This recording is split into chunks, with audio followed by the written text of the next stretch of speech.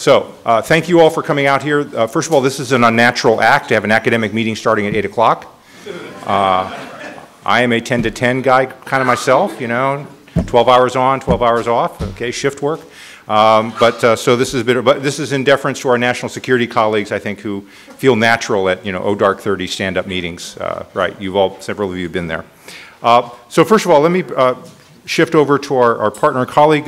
Space Policy Institute is proud of a partnership that we developed with Aerospace Corporation to host this kind of event and to stimulate these kind of dialogues within the community. And it's a particular pleasure for me to invite my friend, longtime friend and colleague, Steve Isakowitz, who's now the president and CEO of Aerospace Corporation. You usually thought that you had to be like older and kind of eminent, you know, before you had those slots, and this is somebody I've known. I mean, so it's really cool. And I can't think of a better head for the company. Steve, please.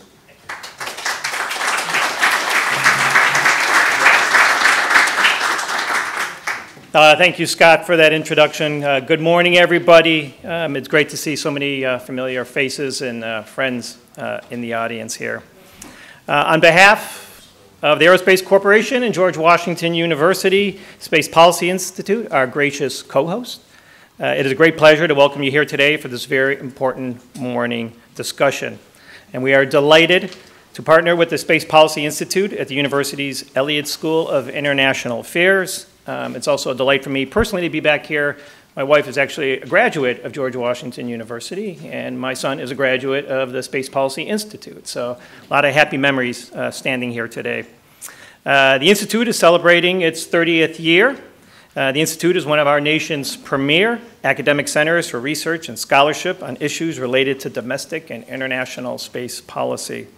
Before I continue, I want to also mention the fact that I'm delighted that later this morning we're going to have Representative Brian Babin here as the keynote. I look forward to that. I also want to welcome our distinguished panelists, including the Honorable Michael Donnelly, the 22nd Secretary of the Air Force and Vice Chair of the Aerospace Corporation's Board of Trustees. Mike, thank you so much for being here. And also the all-star cast we have of panelists this morning, a number of which I've had a chance to work with during the times at the White House. And I got to say, nothing evokes more war stories at the bar than someone you've worked together in the trenches to develop space policy. So look forward to that. Finally, I want to thank Dr. Jamie Morin for his strong leadership and role in making this event possible. Jamie joined the Aerospace Corporation in March of this year as the Vice President of the Defense Systems Operations in the Defense Systems Group. He's also the Executive Director for the Center for Space Policy and Strategy and boasts an impressive record of prior service in the U.S. Department of Defense and in the Air Force. As I was putting together my thoughts for today's conference, I came across an anniversary that probably few outside of our field have paid any attention to. On this day in 1965, the Mariner 4 spacecraft sailed past Mars. It was not only the first successful flyby of the red planet, but the pictures it took were the first images of another planet retrieved from deep space. In many ways, the Mariner spacecraft was aptly named. Space is like an ocean. From a distance, it seems a peaceful sanctuary. But the further one ventures into either direction, the more apparent its dangers become. And like the ocean, space has become a contested domain with the advancement of humanity. Given these similarities, we can look briefly back upon the history of sea conquest to inform our approach to space and help forge discrete space policy. In the early 1880s, a U.S. naval commander stationed in Peru during the War of the Pacific between Chile, Peru, and Bolivia was inspired to formulate his ideas about the importance of global sea power. According to some accounts, he was a less than ideal operational leader. Several of his ships were involved in collisions with moving and stationary objects. And he tried to avoid active sea duty. This commander was Alfred Thayer Mahan. So why am I telling you about this bungler who could have given Captain Jack Sparrow a run for his treasure chest? Mahan was a brilliant strategist, and he would go on to write what many considered to be the definitive work on ocean supremacy titled The Influence of Sea Power Upon History. Mahan's book chronicled European sea battles of the 17th and 18th centuries and also detailed his thoughts on strategy and tactics. In short, this visionary believed that whoever ruled the seas ruled the world. His book quickly became so influential that it served as the Bible for virtually every major world power of this day. It even fueled a naval arms race that led up to World War I. From ancient Athens to the British Empire, whoever commanded the seas did indeed command the world.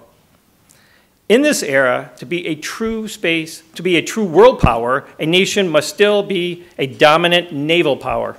The same is becoming true for space, and there may come a time when those who rule space command significant influence over the world. This is why the work of the Aerospace Corporation Center for Space Policy and Strategy is more important than ever. The center is home to an unrivaled group of objective, nonpartisan experts who use our nearly 60 years of experience to provide authoritative analysis and promote informed, insightful, and technically sound space policy. It is a wellspring of thoughtful policy papers, including works examining the international aspects of debris remediation and the Outer Space Treaty. The center is also a vibrant nexus for the community to gather for educational seminars, invitational networking forums, and panel discussions.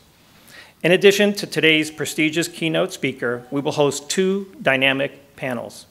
In the first panel, we will define today's problems and challenges, including the democratization of space and the crowded field of players emerging, the arrival of technological game changers, and the complexity of harnessing technology, economic forces, and policy to achieve various goals. In the second panel, we will identify the opportunities for leadership and institutional solutions, such as the impact of the impending recreation of the National Space Council on the entire space community, especially in an era of increasing intersection of federal agencies. Congressional NDAA legislation being voted upon directing the Air Force to start a Space Corps, and how to bridge the gap between the Air Force and the Hill over how best to manage space. This event is an open discussion. We welcome everyone's insights and feedback. Our hope is to take these complex issues and make them easily accessible to everyone. The stakes are simply too high for anyone to be left out of this conversation. In that spirit, the center will continue to host events that highlight the evolving challenges to the space enterprise, and we will continue to explore how we best can support our nation's effort to retain leadership in space as it undergoes a historic transformation. One late 19th century naval officer in his definitive book changed the course of the seas. So just imagine how these discussions and the vital work of the Center for Space Policy and Strategy and GW Space Policy Institute will influence policy prescriptions and ultimately the destination of space and humanity. Thank you again for being here today, and let's move into our first panel. And with that, I'm excited to see where our conversation leads us, and delighted to introduce Scott Pace, who also is. Well, I want to thank Scott and the panelists. I think that was a great discussion. We could have gone a lot longer. I saw a lot of interested hands go up. I will share one anecdote that I think is a good segue from our first panel to our keynote speaker. When I first joined the Office of Management and Budget, I was on the job for 1 week. And I had one responsibility, which was to do some work on NASA's space station program. And I was there 1 week when the House Appropriations Subcommittee zeroed out all funding for the space station. What was interesting for me at that time is that was during the time of President George H.W. Bush, and there was a Space Council. And there's an old Mike Tyson expression that nothing undoes strategy like the first punch in the face. Well, that was the punch in the face, and it actually forced through the Space Council and the White House at that moment to decide where are we really on our space program. To me, it was also a big lesson learned of the perils that you play with regards to developing space policy that does not take into account the wishes and the concerns of the Congress. And it wasn't something we didn't have a chance to get into with our first panel, but I think through our keynote speaker here, it's a great chance to hear his thoughts on that. And we are fortunate to have that man in the person of the Honorable Brian Babin, a representative of the 36th District of Texas. Dr. Babin currently serves on the House Committee on Science, Space, and Technology and is the chairman of the House Subcommittee on Space, and has a huge say in the direction and ambitions we have for America's space program. A son of East Texas, he is also a veteran. He earlier served in U.S. Army Reserve and also held a commission as a captain in the U.S. Air Force in Germany after finishing dental school. After his Air Force service, Dr. Babin returned home to East Texas, where years later he ran for Congress. Ladies and gentlemen, please welcome U.S. Congressman Brian Babin.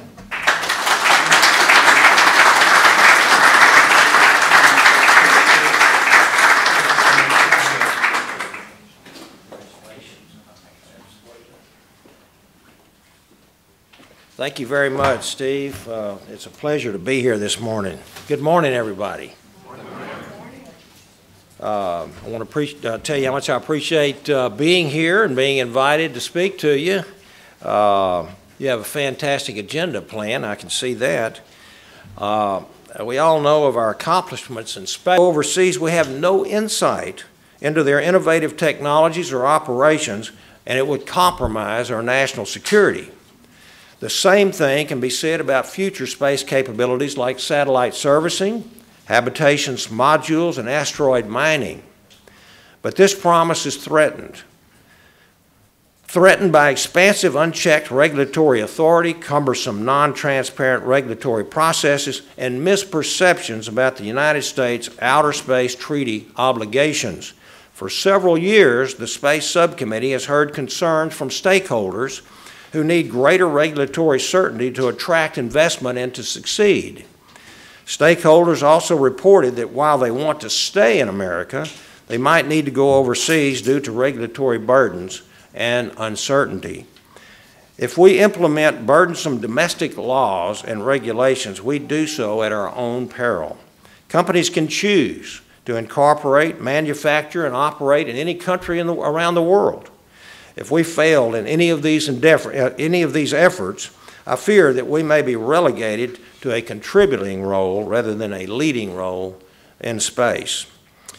This would compromise our national security, our economic competitiveness, and stature in the international community.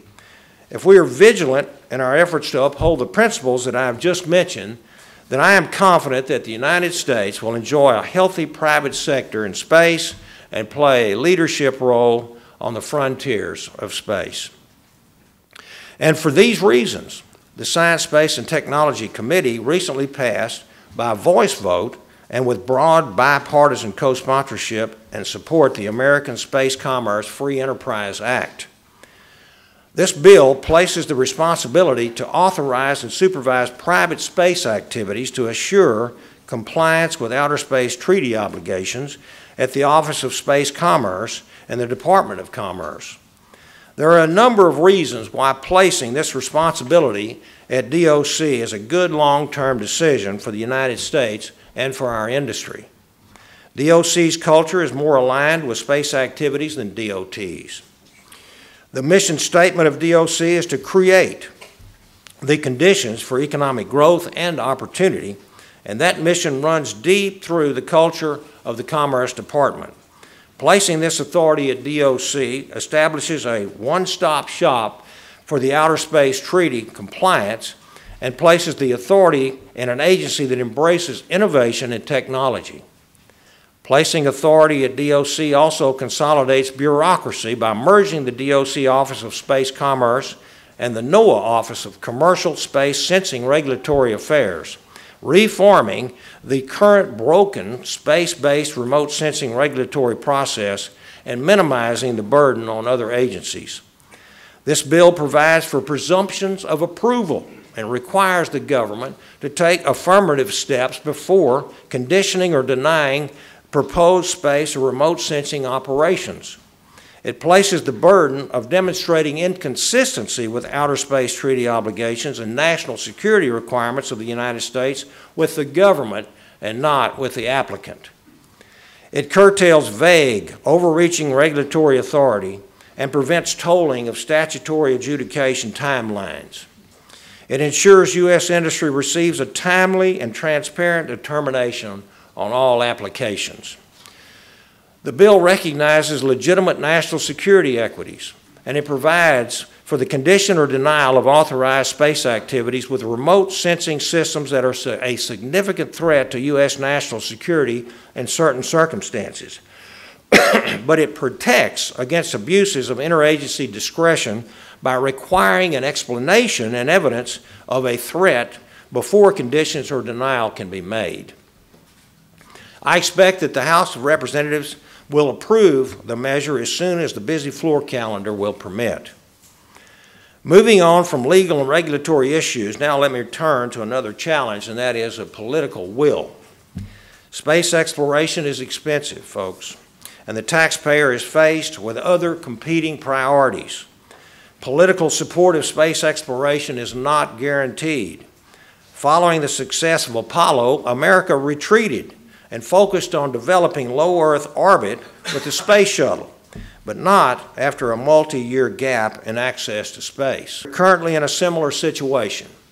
After the Columbia accident, we realized that we should develop a safer vehicle than the space shuttle, and this led to a planned phase-out of the shuttle program and the corresponding development of Constellation. And after the attempted cancellation of Constellation, consensus developed around the concept of developing the Space Launch System and Orion for deep space and the Commercial Crew Program for low Earth orbit.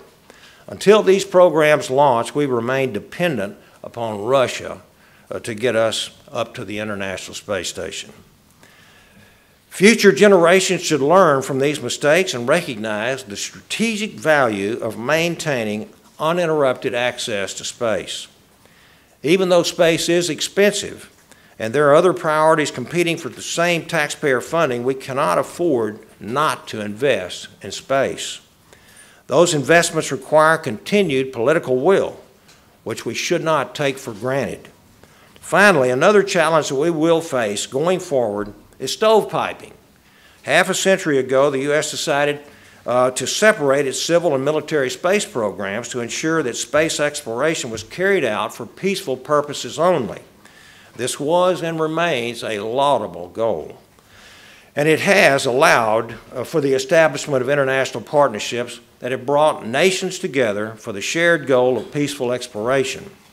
It has facilitated transparency and it has engendered goodwill from other nations.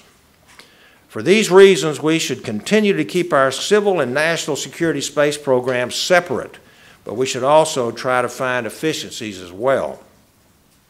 As budgets shrink, costs rise, and debts increase, we should identify opportunities where both sectors have shared goals.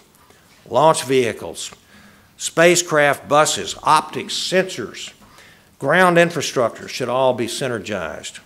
The national security community should maximize the assets that the civil space community has developed, and vice versa.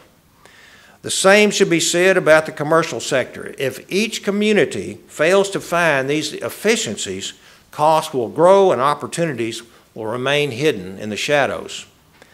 Last month, I flew back to Johnson Space Center with Vice President Pence to announce the new class of astronauts. There were 12 of them. 2 weeks ago, I was again with Vice President when he and President Trump announced the reconstitution of the National Space Council. Already authorized into law, the Space Council could address many of the stovepiping issues. And there are certainly many issues that could benefit from an across-the-board review. And I also want to congratulate you on the announcement that we heard. Scott, congratulations.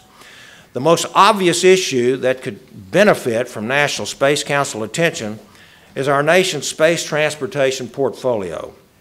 The Department of Defense's evolved expendable launch vehicle fleet, including their efforts to replace the RD-180 engine for national security missions, as well as NASA's development operation of the Commercial Cargo Program and the development of the Commercial Crew Program and the Space Launch System, could all benefit from a holistic assessment. DoD and NASA have different requirements, so it's logical that they would have different vehicles, but there are opportunities to better align the two agency activities. For instance, SLS provides a wide fairing capable of launching large optics and arrays. Similarly, efforts at both DoD and NASA on small class launch vehicles could benefit for better coordination. A similar sector that the Council could explore is satellite servicing. NASA's Restore-L program and DARPA's RSGS program are focused on very similar goals. Coordinating and deconflicting these activities seems like a logical role for the Council. Another opportunity for coordination is weather. After the cancellation of the National Polar Orbiting Environmental Satellite System because of bureaucratic failures, the National Oceanic and Atmospheric Administration took on the responsibility of providing weather data in the afternoon orbit. The European partners were to provide data in the mid-morning orbit, and the Department of Defense was to provide weather data in the early evening orbit. And while NOAA has held up its end of the deal and is poised to launch the first joint polar satellite system mission this fall, DoD still has not decided how it will satisfy its obligation. There is no guarantee that DoD will include Visible Infrared Imaging Radiometer Suite, or VIIRS, which was more of a DoD priority than it was a NOAA priority before the breakup of the original program. And given the significant investment in developing VIIRS, it would be a shame if DoD did not live up to its end of the bargain and fly VIIRS. As it stands, the civil space sector is essentially subsidizing national security space, but not receiving reciprocal support. The National Space Council could provide a forum to address weather issues like this that span agency operations. Another issue that spans agencies is space weather. Just like traditional weather, space weather observations involve many agencies. NASA conducts heliophysics research within space observations. The National Space Foundation conducts ground-based operations and supports basic research. The DoD and NOAA conduct space weather observations and forecasts to protect U.S. government assets. The Department of Energy, the Department of Transportation, and DHS are also interested in understanding the state of space weather because of its risk to our power grid, aviation, and homeland security. Given the multitude of agencies involved in space weather, there is another opportunity for the National Space Council to demonstrate leadership through clarifying agency roles and responsibilities to prevent duplication and ensure efficiency. In addition to traditional weather and space weather monitoring, another topic ripe for National Space Council's attention is space situational awareness. Knowing where objects are in space is absolutely critical to not only government operators like DoD, NASA, and NOAA, but also to the private sector. I'd like to take the opportunity now to highlight some of the issues that the National Space Council and Congress will have to evaluate with SSA. There is currently no consensus on what, if anything, the federal government should do about SSA going forward. But there are many different ideas that are being discussed. Frankly, this is a very good thing. This is a serious issue and we must get it right.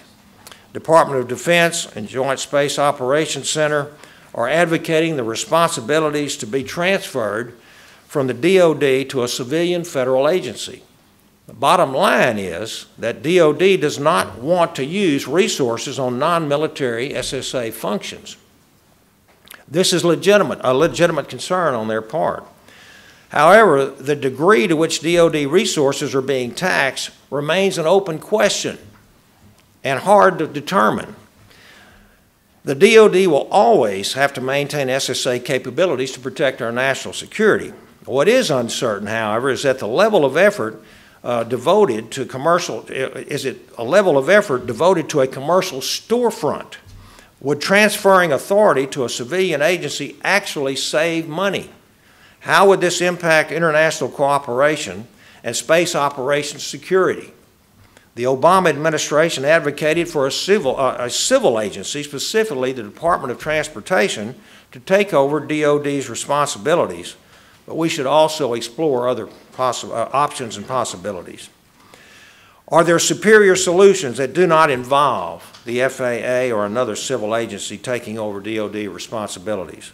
If Congress decides a civil agency should have a role, should NASA or the Department of Commerce be responsible instead of the FAA?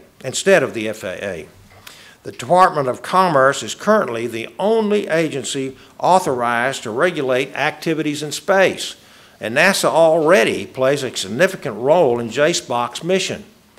NASA also has its own SSA activities at Goddard and Johnson Space Center.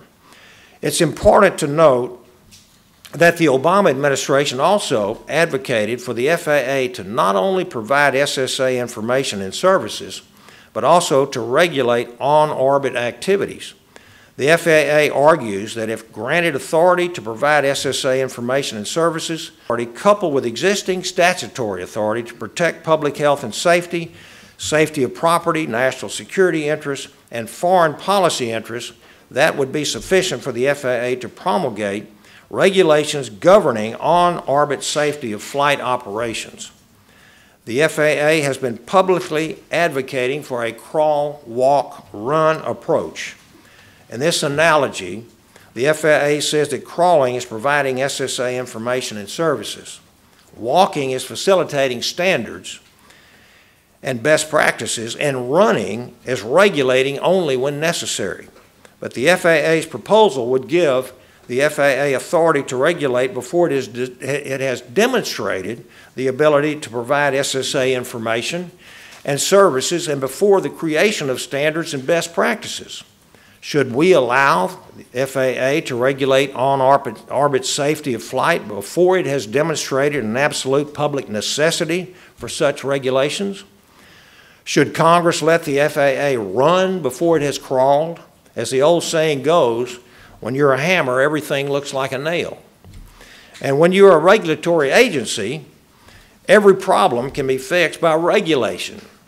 And in principle, I'm against this type of regulatory expansion. Only if the public interest cannot otherwise be met with other means should we expand regulatory authority and infringe upon our citizens' rights and liberty.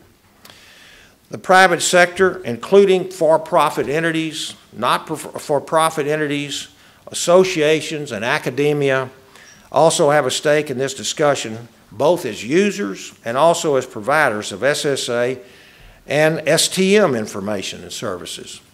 Several years ago, operators founded the Space Data Association, a private organization that has been very successful in attracting membership and improving safer flight profiles on orbit.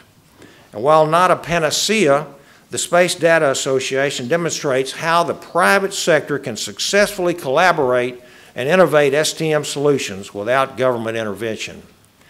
They have been so successful that several federal agencies have joined the Space Data Association, including NASA and NOAA. A number of commercial companies are investing in and operating ground and space-based SSA infrastructure, observing software and processing capabilities. Information and services are for sale on the open market. Companies are competing to develop more cost-effective, timely, and accurate SSA data, often relying on off-the-shelf and non-military technologies. In some cases, commercial capabilities and analytics are superior to DoD's. That is very good news for America and for our global community. There are also academic institutions and nonprofit entities innovating and contributing to improved SSA information and services. Academic institutions have been forward-leaning with proposals for open-source SSA data solutions and advocating for a hybrid public-private partnership solution to address the safety of on-orbit flight operations. And we should stoke the embers of private sector creativity, not smother them with a bureaucratic blanket. As I reflect upon all these different stakeholders, I do see some commonality. First, there's a general consensus that we should enhance the safety of space operations and ensure the environment is available for future use. Second, we lack an agreed-upon metric to define success. To what degree are we to enhance safety and preserve the environment? Without a way to tell, We risk chasing after the horizon and crafting policies that are not appropriately bound. Third, there's a recognition that the U.S. is not alone in this. We face an international challenge. Let us not forget that the U.S. leads the world in promoting safety of flight and preservation of the space environment. In the U.S., space debris mitigation is a regulated activity. FAA, FCC, and NOAA licenses are all required to conform to U.S. space debris mitigation guidelines. The federal agencies are also supposed to conform to U.S. space debris mitigation guidelines. And furthermore, U.S. space debris mitigation guidelines are complemented with international debris guidelines, providing an international coordination mechanism for standards and best practices. Mercury, Gemini, Apollo, Skylab, the Space Shuttle, the International Space Station, rovers on Mars, Hubble, Voyager, Cassini, Kepler, go on and the list goes on and on. The United States has an incredible history of achievement and leadership in space exploration. The accomplishments of our past, however, do not guarantee our leadership in the future. We continue to face challenges to our exploration. Part of what makes spaceflight rewarding is that it is hard. Despite our best efforts, the truth is that there will always be potential setbacks that will test our resolve. Launch vehicles will fail, landers will crash, rovers will break down, spacecraft will not operate, budgets will shrink, hopefully not much, programs will be canceled, management will change, priorities will shift. Our success is not guaranteed. There will be challenges that threaten the success of our space enterprise. For 50 years, our progress in space was driven by our competition with the Soviet Union. Going forward, we will be motivated by curiosity and commerce, humanity's push into the cosmos, and the realization of a vibrant, standalone space economy will depend upon how we respond to all of these challenges. For instance, how we view risk will directly impact our future. If we retreat to an overly conservative posture and shy away from calculated risks, we could end up ceding our leadership to those who are willing to be bolder than we are. This isn't to say that we should be careless or cavalier. That too would lead to failure. As past accidents like Challenger and Columbia proved, the American public expects diligence, and finding the right balance for risk is absolutely critical. Another challenge that we will face is that of market corruption. Half a century ago, space was the sole province of nation states.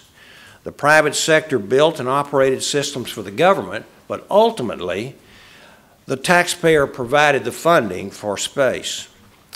Since the dawn of the space age, this construct has evolved slightly. Private capital is beginning to make bets on space. From communications and remote sensing satellites to launch vehicles and potentially habitats and mining, there is a great deal of promise for commercial space.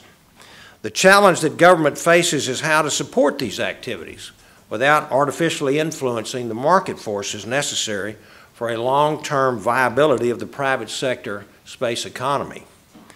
It's not surprising that the private sector wants public sector support and its funding. These private-public partnerships can come in many forms. The appropriateness of these partnerships depends upon the government's needs and the current state of the private sector. For instance, if the government has a need for a capability that does not exist, there's little or no private sector demand for a service. The government may have to place a greater stake in that endeavor to gain access to that capability. This should result in a typical cost-plus federal acquisition regulation-based contract where the government pays a contractor to develop a capability on its behalf. And similarly, if the government needs a capability that is already available on the market, the government should procure that good or service using a FAR-based firm fixed-price contract. Public-private partnerships offer opportunities for the situations in between these two extremes where capabilities do not yet exist in the private sector, but where the private sector could find other customers to offset the government's costs. NASA and DoD have used public-private partnerships in the past with varied results. The DoD's Evolved Expendable Launch Vehicle program was developed with 80% of the funding from the private sector.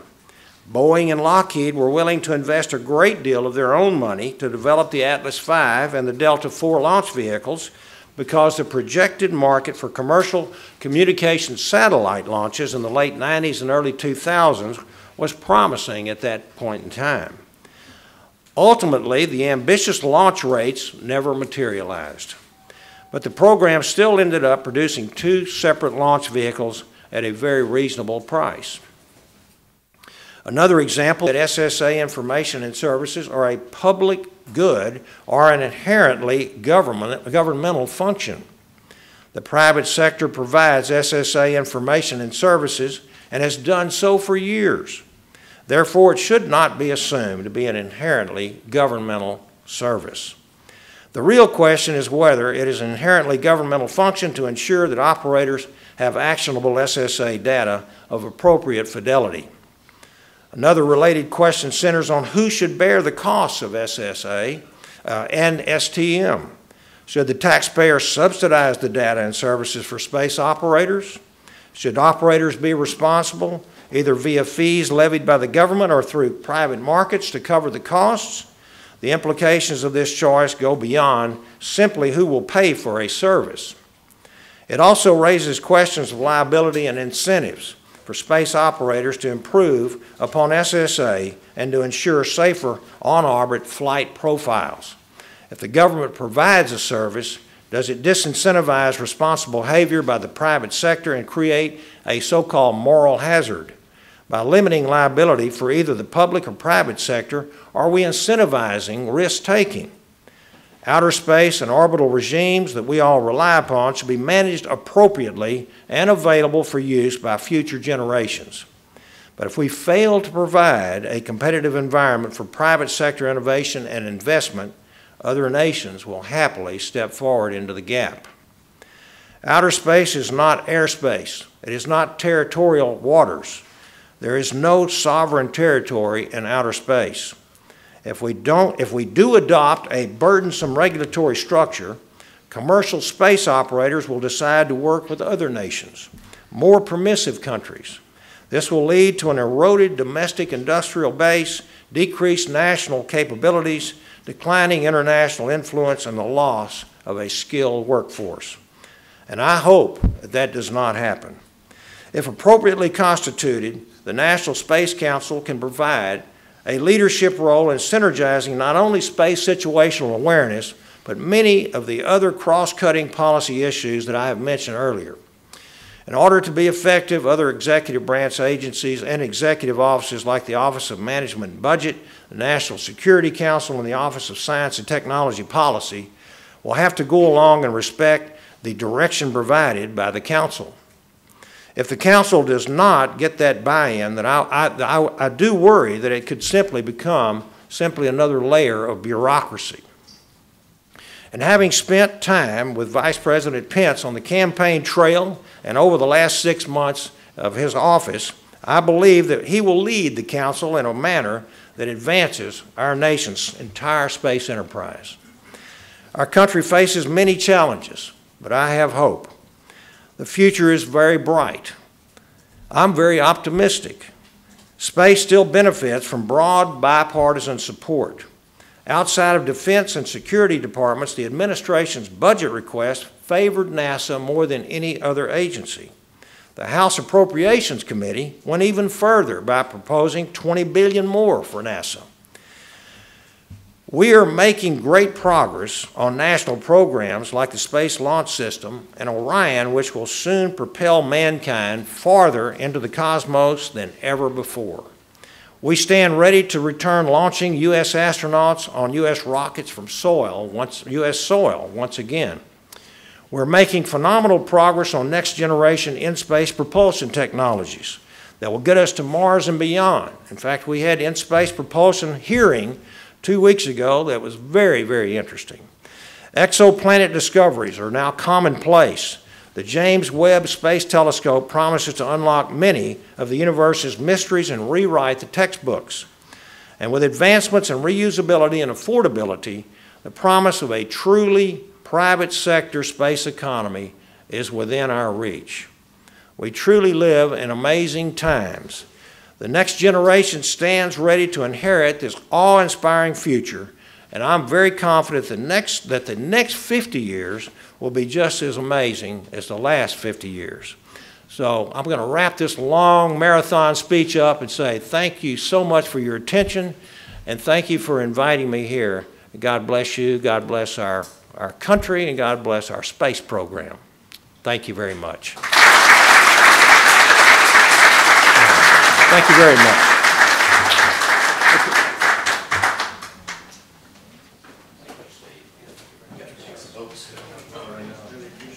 So we hope to have a chance for some questions, but there's votes underway in the House, so we will have to bid farewell to the chairman. Thank you very much.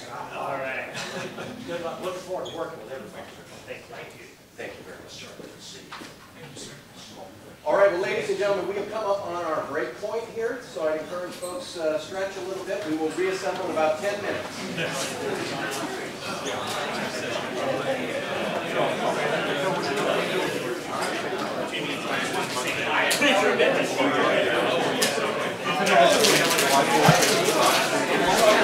Cargo program.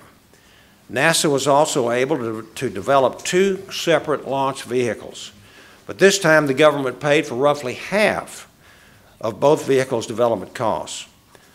Unlike the expected private sector demand for launching telecommunications satellites, launching cargo for the ISS was viewed as having limited commercial applications outside of NASA, and therefore the government would have to bear more of the development costs. NASA still required the contractors to have significant skin in the game, as former Administrator Mike Griffith put it.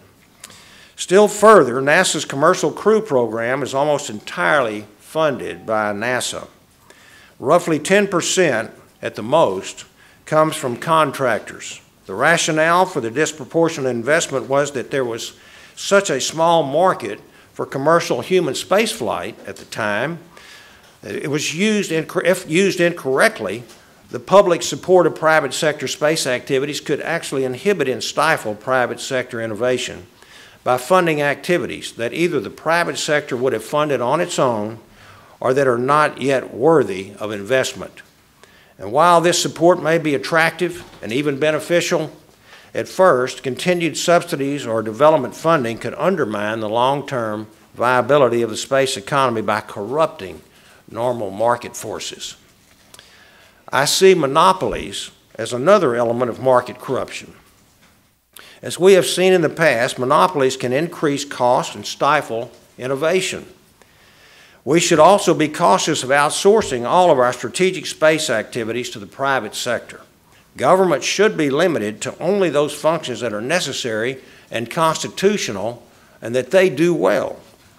Operations to, in, and from space are certainly necessary. We should leverage the private sector to the greatest extent possible and appropriate, but we must carefully guard against subjecting our national interests to the uncertainty of marketplace. Companies come and companies go.